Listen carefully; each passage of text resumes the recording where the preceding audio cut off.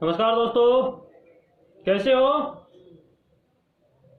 तो मैं आज आपको बताऊंगा फ्रोजन सीमन की थाइंग कि फ्रोजन सीमन की थाइंग किस तरह से की जाती है, उसके बारे में मैं आज आपको बताऊंगा। ठीक है, तो देखो कि एआई करने के लिए सीमन की स्ट्रा को लिक्विड नाइट्रोजन कंटेनर से बाहर निकालना चाहिए। थाइंग करना, गन में लोड करना आदि महत्वपूर्ण काम है।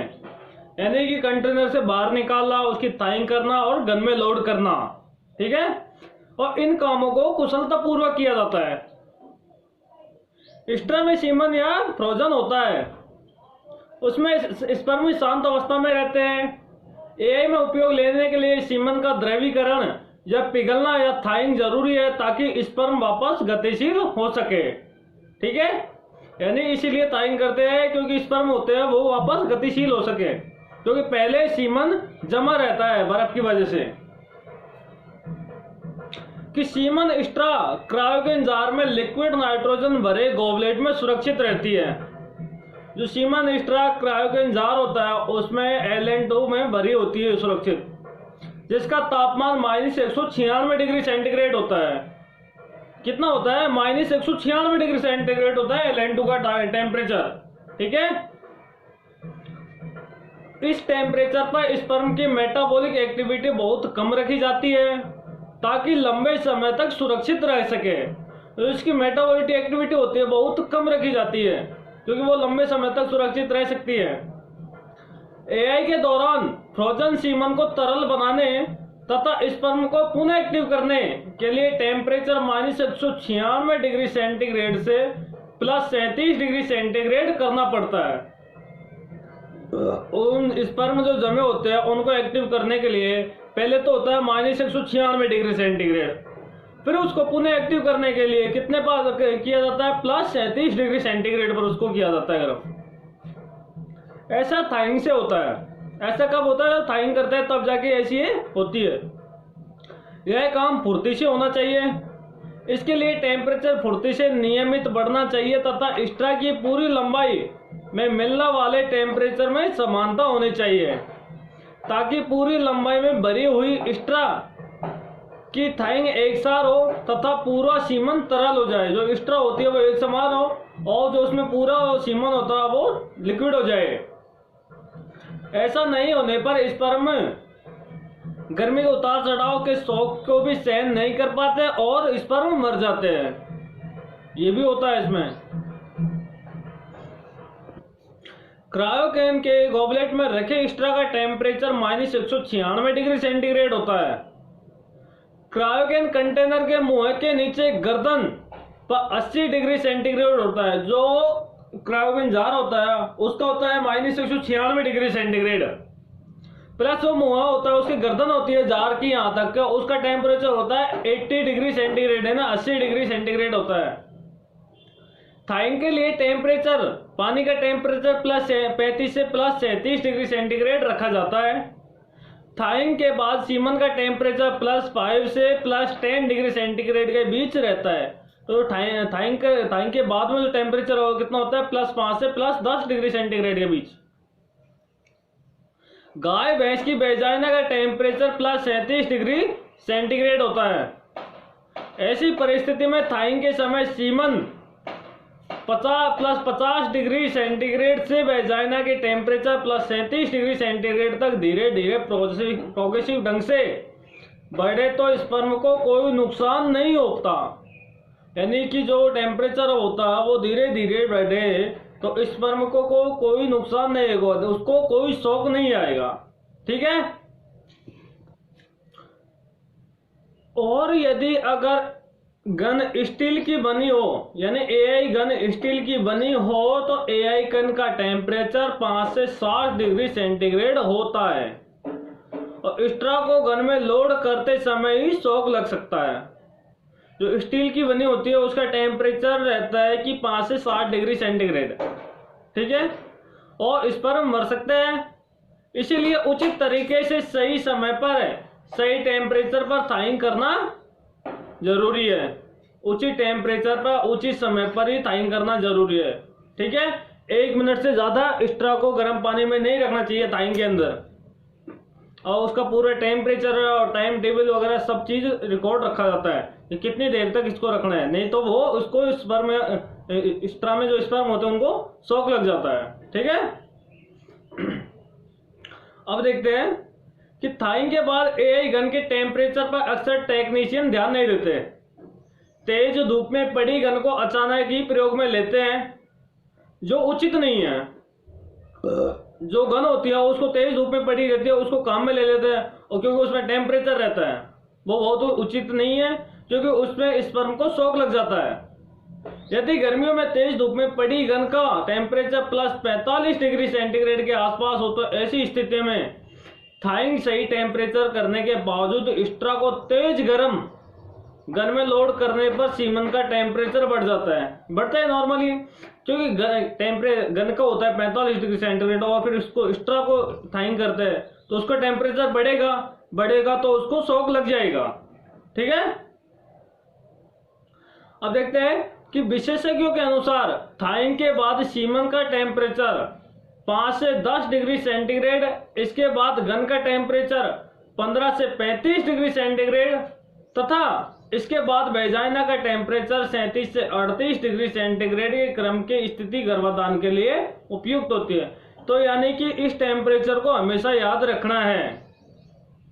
ठीक है, कि सीमन का टेम्परेचर कितना होता है 5 से 10 डिग्री सेंटीग्रेड, एआई गन को होता है 15 से 35 डिग्री सेंटीग्रेड के बीच में, और वेजाइना को होता है 37 से 38 डिग्री सेंटीग्रेड। तो उसी के अनुसार उसकी थाइंग की जाती है, नहीं तो स्पर्म को शॉक आ जाएगा और स्पर्म मर जाएंगे। अब देखते हैं स्ट्रा थाइंग विधि कैसे करते हैं। स्ट्रा थाइंग विधि, ठीक है, स्ट्रा में सीमन को तरल बनाने तथा एआई के लिए उपयोग में रखने के लिए सारी तैयारी रखनी चाहिए। लिक्विड नाइट्रोजन कंटेनर का ढक्कन खोलने से पहले सारी तैयारी सुनिश्चित कर लें। थाइंग के बाद फ्रोजन स्पर्म ज्यादा समय तक जीवित व एक्टिव नहीं रहते और न ही वापस स्टोर किए जा सकते हैं। एक बार कंटेनर से फ्रोजन सीमन स्ट्रा बाहर निकाल लें तथा थाइंग के बाद जितना जल्दी संभव हो सके उसे उपयोग में लेना चाहिए। ठीक है, अब कंटेनर का ढक्कन खोलने से पहले यह तय कर ले कि कौन सी ब्रीड का कौन से बुल का सीमन प्रयोग में लेना है। ये सबसे पहले तय कर लेना चाहिए कि कौन सी ब्रीड का कौन सा सीमन काम में लेना है, तथा वह सीमन स्ट्रा कौन से गॉबलेट तथा कौन से कैनिस्टर में रखी है, और वो भी सीमन कौन से गॉबलेट और कौन से कैनिस्टर में रखी हुई है। ये सब चीजें पहले ही तय कर लेना चाहिए। कंटेनर का ढक्कन खोले तथा जरूरत वाला कैनिस्टर को घुमाकर कंटेनर की गर्दन को उठाए, लेकिन स्ट्रा भरे गॉबलेट को जहां तक संभव हो नीचे लेवल तक रहने दें। कैनिस्टर को लिक्विड नाइट्रोजन कंटेनर की गर्दन में जमी हुई बर्फ की सीमा से ऊपर नहीं लाए। कैनिस्टर को लिक्विड नाइट्रोजन कंटेनर की गर्दन में जमी बर्फ की सीमा से ऊपर नहीं लाए जहां का टेम्परेचर 80 डिग्री सेंटीग्रेड होता है।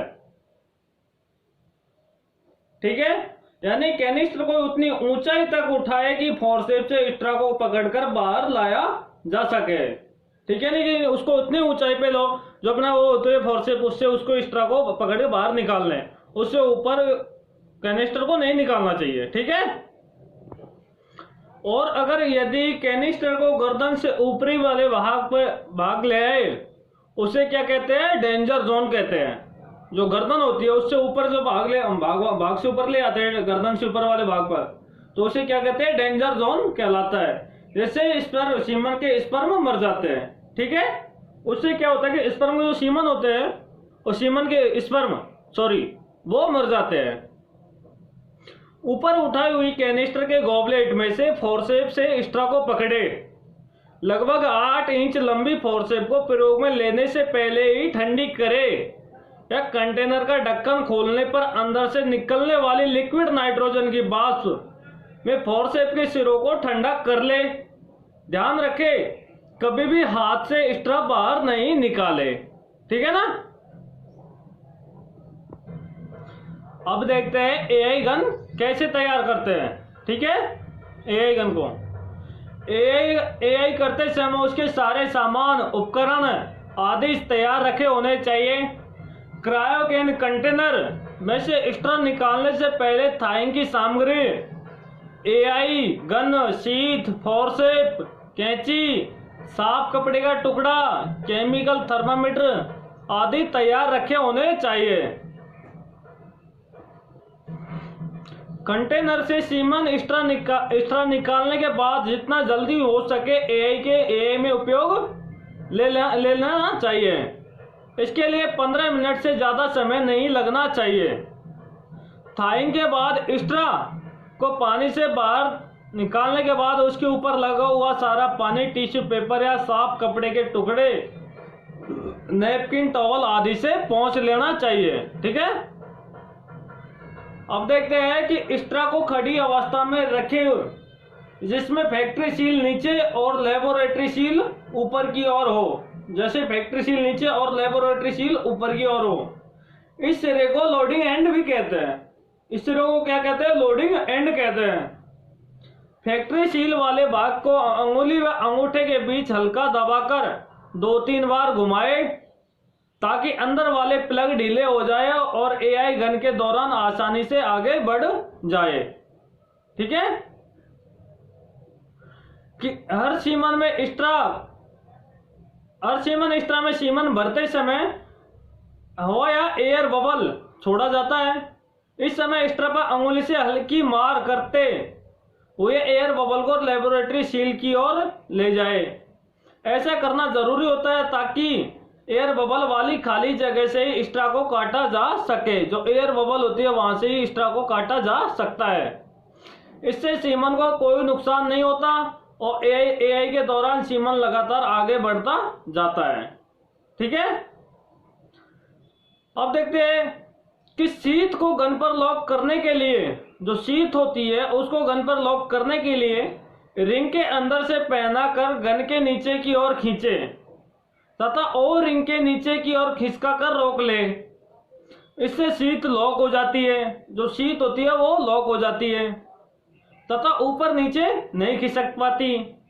शुरू में गन के जिस प्लंजर को खींचकर थोड़ा बाहर निकालना होता है उसे बैरल कहते हैं, ठीक है। तो अब कभी भी अगर एआई करते हुए तो उसकी किस तरह से थाइंग की जाती है, किस तरह से उसको लोड किया जाता है, वो सब बातों का ध्यान रखना चाहिए। अगर आपने इन बातों का ध्यान नहीं रखा तो अपना फील्ड बेकार हो जाएगा। अपने जो भी मेहनत करते हो उसमें सब पे पानी फिर जाएगा। तब भी काम करो तो कुशलता पूर्वक करे, ठीक है।